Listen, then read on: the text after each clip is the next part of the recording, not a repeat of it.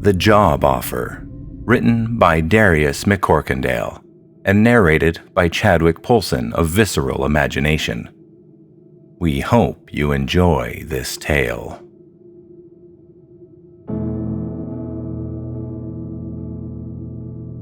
The handwritten sign plastered to my door was not something I could miss.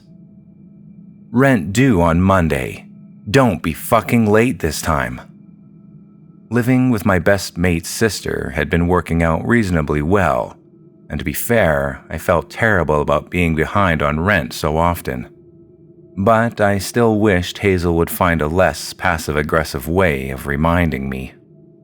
If only my parents had bought me my own place after I graduated college, I'd get to be the one behaving like an overprivileged asshole. I reflected, before tearing the sign off the door and entering my bedroom. I flopped down onto my bed, exhausted after another morning of fruitless job searching. I knew I would have to face facts. Things were getting tough, and I would simply have to accept anything that came along, sooner rather than later. All I had to show for my efforts today was that interview at the fast food place scheduled for next week. As I got comfortable, I heard a crunching sound in my pocket and remembered the flyer that I'd been given earlier. I took it out and looked at it again. I'd been handed this piece of paper by some random guy as I was leaving the subway. I'd taken it more of politeness than anything else, fully intending to throw it in the next garbage can I came across. Now, actually taking the time to read it, I was glad I hadn't done that. There were scarcely any details, but it was enough information to pique my interest. Exciting job opportunity for the right candidate. Excellent pay, no experience required. Call this number. Well, I am at that point where I just need to do something to bring money in. So why the hell not? Hopefully, this was said just loud enough for Hazel to overhear. Anyway, what harm could it do to give a number a call? I thought to myself. And so, I dialed the number. The person on the other end picked up immediately. "Good afternoon, Mr. Featherstone." A female voice, not particularly unpleasant to the ear, but not hinting at any emotion either. "Yes, hello. Hey, wait a minute. How do you know my name?" "This is the Mr. Featherstone who received our contact details in the tube station earlier today, is it not?" "Yes, but we are happy that you have chosen to get back to us so quickly, Mr. Featherstone. We would like to schedule an appointment to discuss this opportunity with you later this afternoon. The location is only about a 10-minute walk from your apartment. Will 14:30 this afternoon be good for you?" How does she know where I live? I mused. This was all extremely weird, but those two words, excellent pay, were enough to motivate me. "Sure, yes, that's fine." "Good. Please come to the following address at that time. Mr. Elliot is eager to meet with you." What harm could it do to go along? I thought to myself. It was just around the corner, after all. What the hell am I doing here? I thought, sitting in the lobby of an old but elegant office building which was indeed only a few minutes away from where I lived. The man at the front desk had ignored me, apart from pointing in the direction of the bench I was now sitting on. The building was so nondescript that I could honestly say I'd never even acknowledged its existence, despite having walked past it hundreds of times in the last couple of years. However, I didn't have much time to ponder this, as I was soon greeted by the imposing figure of the gentleman who had requested my presence. "Mr. Featherstone, so nice of you to come at such short notice." "Call me Mike, please." "No, I shall stick to Mr. Featherstone. Mine is a business that requires formality. I'm sure you'll come to understand this soon enough." This was a man not to be messed with. That much I could tell. Now, do follow me to my office. Again, this was non-negotiable. Mr. Elliot was already halfway there. I broke into a light jog, not wanting to seem rude by lagging behind. Now, take a seat, Mr. Featherstone. Thanks, I said, withdrawing the copy of my resume from my bag in preparation for the coming interview. Perhaps I can give this... That won't be necessary, Mr. Featherstone. We are already somewhat familiar with you as a candidate.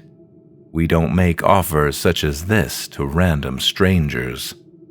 Well, okay then. Thank you for... I was once again cut off. This is not an interview in the conventional sense. I will explain our requirements. I will discuss the financial compensation. Then you shall be given time to consider this information before coming to a decision. Mr. Elliot then looked directly into my eyes, pausing his little speech. Okay, Mr. Elliot. I was at a complete loss as to what to do or say at this point. Good.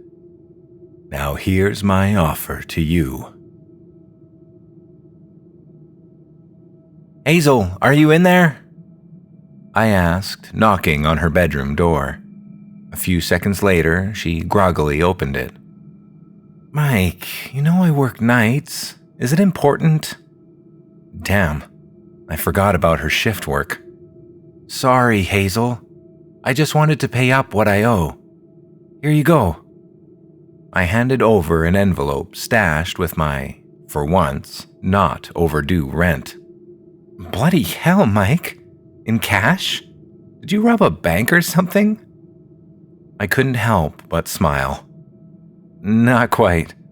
Look, something's come up and they paid me in advance for my first gig. So there you go. I don't think I want to ask any more questions, do I? Maybe not. I couldn't help but feel a little sheepish. Handing over a sizable wad of cash must have looked a little odd, I had to admit. Don't worry though, it is legit. Hazel gave a slight smile in response, the first time she'd done that to me in a long while. Thanks, Mike. Oh, and sorry about the note earlier.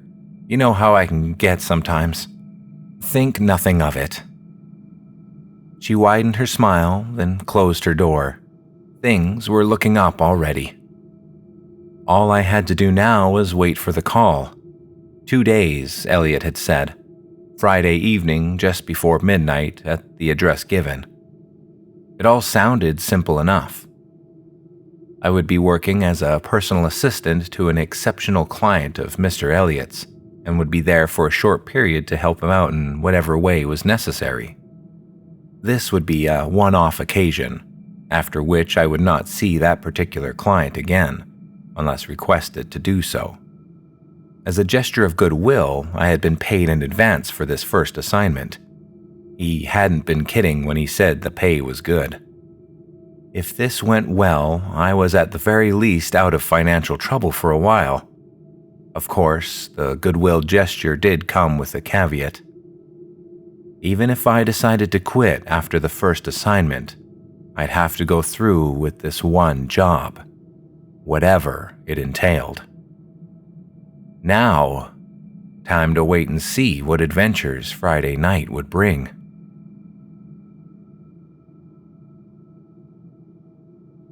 Where is this place? It wasn't that the address had been hard to find. It was just that I couldn't imagine anybody wanting to be here, let alone some exclusive client of Mr. Elliot. This was smack dab in the middle of the city's most dilapidated industrial estate. I'd gotten an Uber to as close as possible, but even the driver wouldn't bring me all the way to the door. I'd had to walk the last half mile or so, and was in real danger of being late. What was going on here? I approached the door, feeling more than mild trepidation. Before I had the chance to knock, the door was opened, and a giant of a man stepped out to greet me. Hi. Once again, I didn't get the chance to finish my sentence. First door on the left. Get changed and await instructions. Be quick about it. The security guard then bundled me inside and slammed the door behind me. I found the room and entered. Whatever I might have expected to see, it certainly wasn't this. A full hazmat suit. This thing was the real deal, too. I was starting to get more of an idea as to why I'd been paid so handsomely. No job requiring me to wear this would be easy. Or pleasant. I'd make sure you put that on properly, Mr. Featherstone. I recognized that voice. I was starting to understand that it was also one I was never likely to forget. Mr. Elliot, what the hell is going on here? As I stated, a significant client of mine has need of your assistance. He can be found on the 3rd floor. Your assignment is merely to perform what I like to refer as post-task completion. What? If his intention was to confuse me, it was certainly working. Think of it this way. If someone were cooking a meal, the meal itself would be the fulfillment of the task. Sitting down with a loved one, cutting into that steak, and enjoying a nice glass of red wine is what the whole experience is about. Of course, no one wants to think about washing the dishes afterward. Nonetheless, the dishes need to be cleaned. That is what I mean by post-task completion. So, I'm here to clean up afterward? Yes, Mr. Featherstone. Indeed you are. The creepiest smile I had ever seen slowly emerged in Elliot's expression.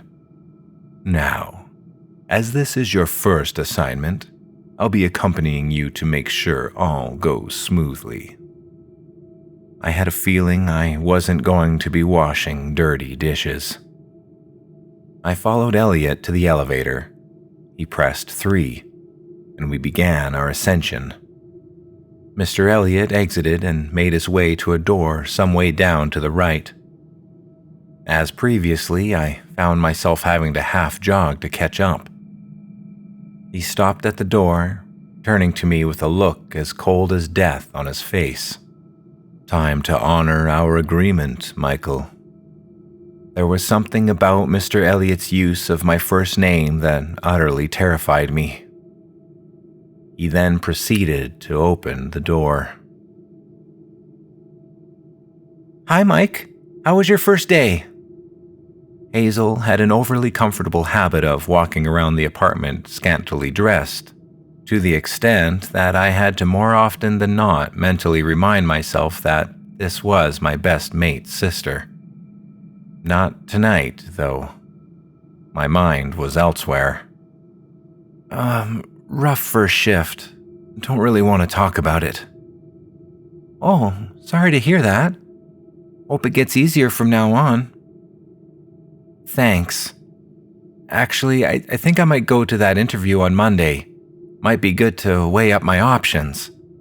Whatever works for you, Mike. She gave me a quick peck on the cheek. Just remember that rent's due again next month, yeah? I was scarcely listening, though. Describing it as a rough first shift didn't do what I had seen and done any kind of justice at all. I didn't know what I had been expecting to see when Elliot opened that door, but it turned out to be a scene that was now burned into my psyche forever. This will be a pretty tough cleanup, so take as much time as you need. Just make sure you do the job properly. And at that, Elliot had turned and left. The room was poorly lit, so it was hard to make out what that coppery brown mess was that coated the walls. I'd followed Elliot's advice and put the suit on properly, meaning I was also using its breathing apparatus. Had I not done so, I would have by now recognized the stench of fresh blood. My eyes met a figure dressed in what appeared to be a full butcher's garb, slowly but precisely removing what were clearly the last few remaining chunks of flesh from the corpse in front of him. Its arms and legs were strewn across the floor. The head had been removed and tossed aside. The butcher turned to face me. "I guess my accountant here has ripped me off for the last time," he said with a sadistic chuckle.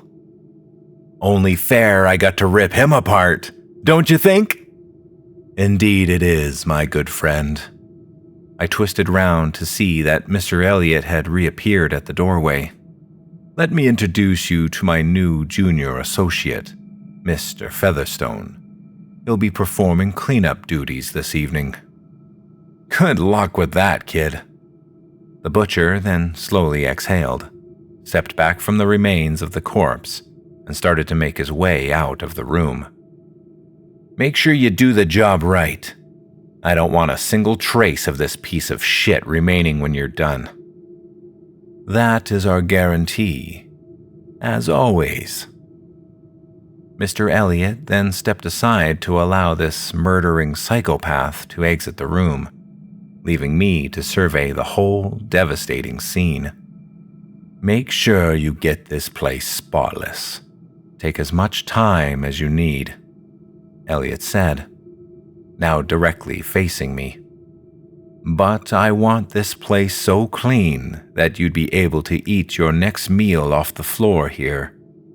I'll be back in a couple of hours to see how you're getting on." He pointed to a mop and bucket in the corner, as well as a bunch of cleaning supplies. He then ignited the incinerator, randomly picking up a limb and tossing it inside, before once again leaving the room. "Okay then, Michael.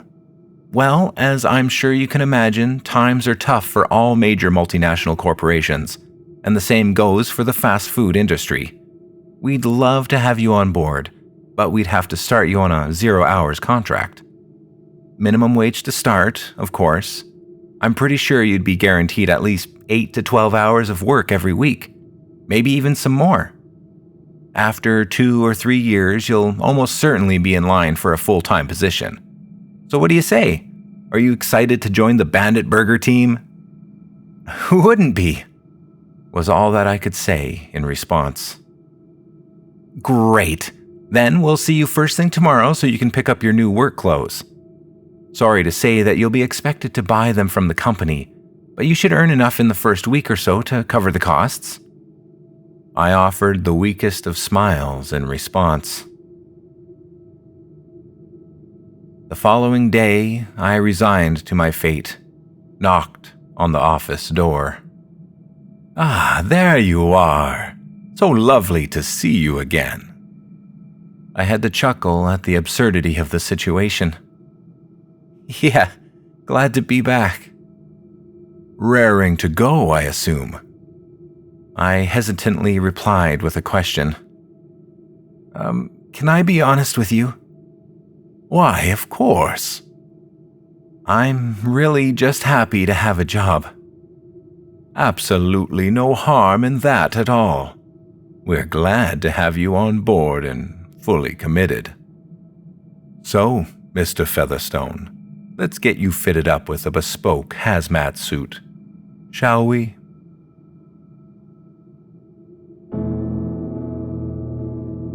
Thank you for listening. If you enjoyed this narration, then please leave a like and consider subscribing for more Tales of the Night. The Job Offer.